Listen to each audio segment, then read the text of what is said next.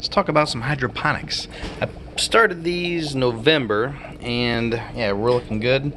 The thing is, there's one thing. This is the basil. Ooh, lovely basil. Nice thick leaves, solid, nice and aromatic. This one is the sage. Sage, of course it's not as large, but for what it is, it's doing just fine.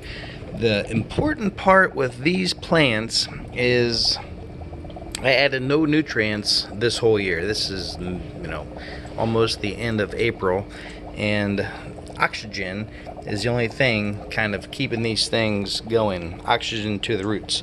So my guess is there's nutrients in the air which transfers through the tube, and so I've added water 4 times, about once a month.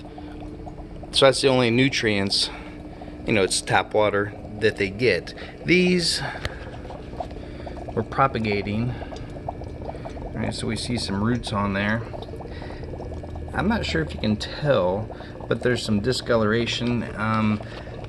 The water doesn't need nutrients to start the roots, but once the roots form, which you just saw there were, then we need some nutrients. So we're seeing some discoloration, but those are ready to go. I'll probably keep those hydroponic, and I keep wanting to add nutrients to this. Maybe it gets a little bit more full. Gotta trim it down some so it can kind of start over. Prune the basil, if you will.